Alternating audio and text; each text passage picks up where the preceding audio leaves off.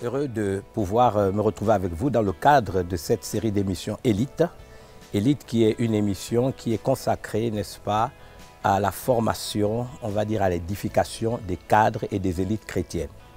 Je suis heureux d'être ici à Kigali au Rwanda dans le cadre de la 20e édition de la conférence Africa Aguruga qui se déroule chaque année à la même période et où j'ai le privilège d'être non seulement un des orateurs principaux, mais également professeur dans le cadre des universités que nous avons mis en place ici même à Kigali, une université chrétienne africaine. Qu'il me soit permis donc ici, dans le cadre de cette émission, de commencer par un texte que vous connaissez bien dans le livre des Actes des Apôtres, au chapitre 10, verset 35, la Bible déclare que Dieu ne fait point acception de personne, mais en toute nation, celui qui le craint et qui pratique la justice lui est agréable. Nous pouvons observer que dans le cours de l'histoire et dans le rapport de Dieu avec les hommes, que Dieu s'est, n'est-ce pas, appuyé, n'est-ce pas, ou a utilisé des régions du monde comme épicentre de son action dans le cours de l'histoire. Vous vous souviendrez par exemple que le christianisme naît en Asie, du moins dans la Palestine chrétienne. Vous remarquerez que ce christianisme, n'est-ce pas, c'est, on va dire, développé avec l'effusion du Saint-Esprit 50 jours après la Pâque, une fête que nous célébrons, que nous appelons la Pentecôte. Ensuite, il y a eu l'émergence, on va dire, de plusieurs prédicateurs, de plusieurs, n'est-ce pas, apôtres qui ont été suscités au-delà des 12 apôtres de l'agneau. Et nous pensons particulièrement à l'apôtre Paul qui a prêché l'évangile à son tour et qui s'est ouvert vers les païens, a prêché l'évangile dans l'Asie mineure et jusqu'en Europe. Dans le cours de l'histoire, nous savons qu'après que le réveil se soit véritablement manifesté en Europe, l'évangile a parcouru les différents continents. On peut, n'est-ce pas, en ce qui concerne une histoire qui n'est pas très loin de nous, penser au réveil concomitamment qui s'est passé, que ce soit dans les pays de Galles avec ce merveilleux jeune homme qu'on appelait Jonathan Edwards, ou aux États-Unis avec ce noir, n'est-ce pas, on va dire cet américain, africain-américain qui a été William Seymour. Nous voyons qu'il y a eu un réveil à Azusa Street, n'est-ce pas, quelque part aux États-Unis, qui est le père véritablement du réveil pentecôtiste.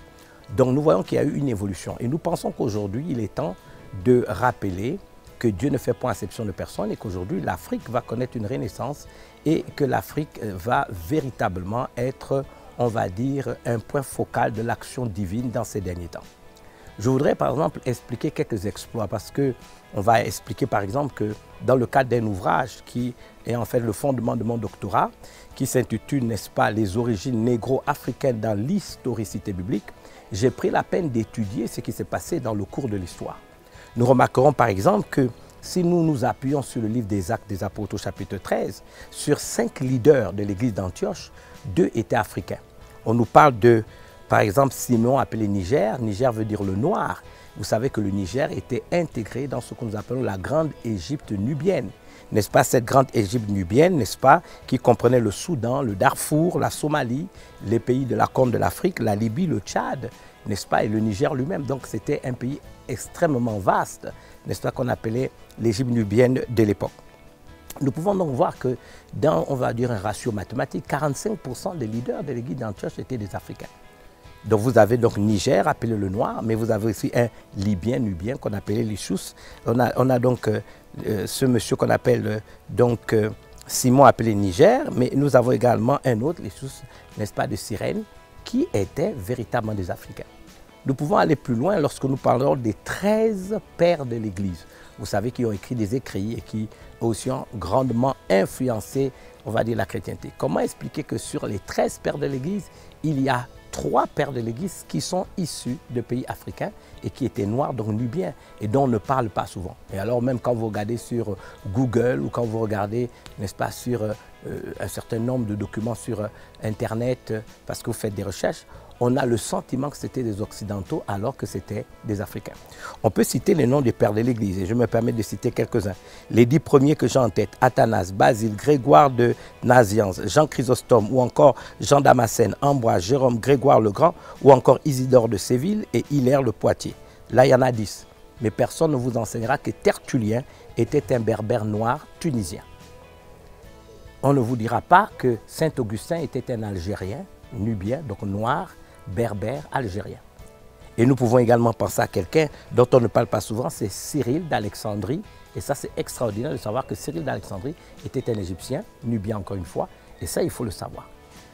nous pouvons encore nous poser un certain nombre de questions. Parlons de Stéphane Ezeb. Stéphane Ezeb, qui est un Éthiopien, n'est-ce pas, noir comme moi. Hein? Je suis fier de savoir que Ezeb était un Éthiopien. Savez-vous que 100 ans avant Martin Luther, c'est lui qui a été l'auteur des 95 thèses que Martin Luther a utilisées, parce que Martin Luther est rentré en contact avec un diacre éthiopien qu'on appelle Michael, qui était de passage en Allemagne, et ils se sont rencontrés, ils ont discuté.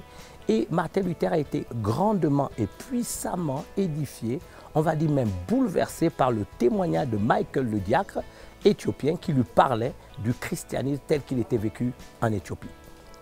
Et vous savez que juin dernier, nous avons fêté les 500 ans de Martin Luther. Enfin, l'Église luthérienne allemande a reconnu le rôle, on va dire, de l'Afrique et particulièrement de l'Église éthiopienne qui a influencé ce moine catholique qui était Martin Luther et qui est devenu le père de la réforme protestante.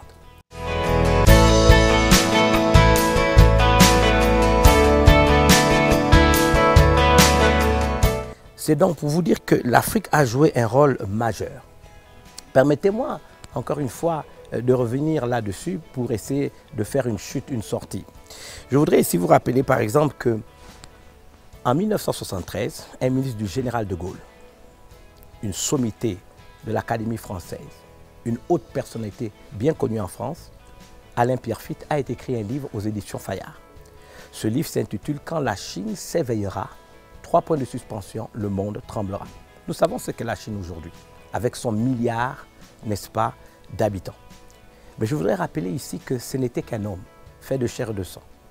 Si je m'appuie sur la parole de Dieu dans un livre d'Ésaïe, la Bible déclare que Dieu anéantit les signes des prophètes de mensonges, il tourne leur science en dérision, mais il dit, il accomplit la parole de son serviteur. Vous savez, nous sommes loin par Dieu pour donner un message à l'Afrique, un message d'actualité qui a une dimension prophétique pour l'élite africaine. Si un homme fait de chair et de sang, sans mandat divin, a pu percevoir de manière, on va dire, dans une certaine perspective, que quand la Chine s'éveillera, le monde tremblera. Et nous voyons ce que la Chine est aujourd'hui. Mais là, à la différence, n'est-ce pas, de l'Afrique ou de la Chine, l'Afrique a aussi son milliard d'habitants. Comme l'Afrique a également son milliard d'habitants. Mais la différence qu'il y a entre l'Afrique et la Chine, c'est que la Chine sort pour chercher les matières premières. Plus de 75% des ressources et des matières premières dans le monde sont dans le sol africain. L'Afrique, avec son milliard d'habitants, n'aura pas besoin de sortir comme la Chine pour pouvoir se développer. Cela doit être dans le cœur de chaque membre de l'élite africaine une donne qui doit nous rendre responsables de la manière dont nous devons leader nos pays et faire en sorte qu'effectivement, nous puissions également entrer dans notre destinée. 2019, n'est-ce pas, clôture un cycle qui a commencé à l'an 2000. Une nouvelle fenêtre s'ouvre en 2020. C'est la fenêtre, je veux dire, de la renaissance de l'Afrique. Permettez-moi, investi de l'autorité apostolique, parce que j'ai reçu un appel divin, de dire que l'Afrique va s'élever.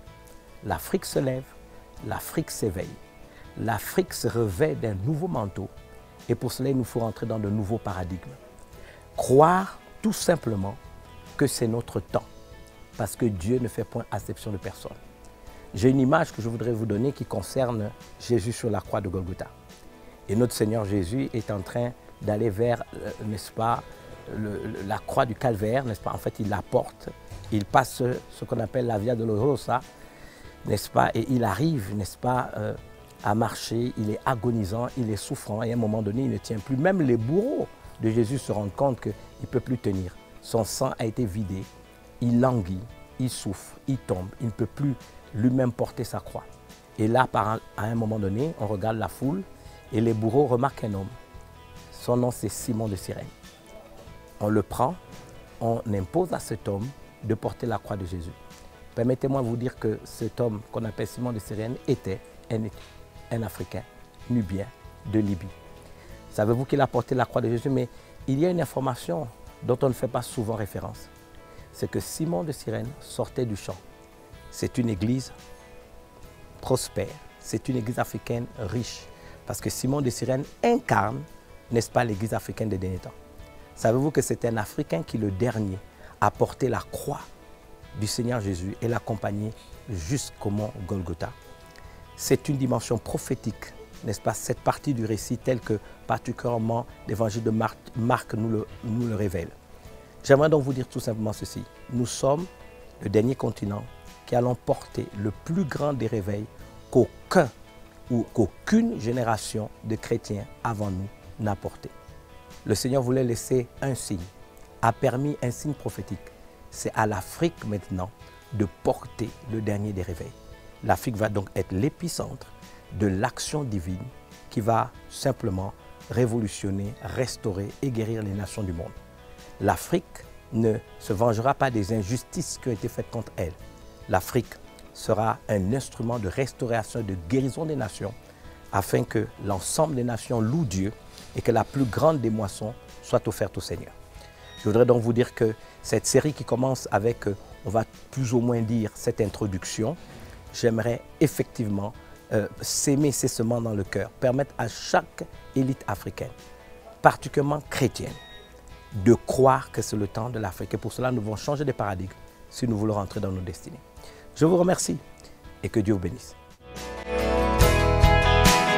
La destinée d'une nation ou celle d'un être humain ou d'une personne dépend de la manière dont elle se nourrit. Vous devez savoir, et nous le croyons de tout notre cœur, que nos nations, n'est-ce pas, ont des potentialités immenses. Mais comment expliquer qu'au-delà de ces potentialités, nous vivons souvent dans une atmosphère délétère? Nous pouvons nous inspirer de ce que dit la Bible dans ce merveilleux récit de 2 Rois, chapitre 2, à partir du verset 19.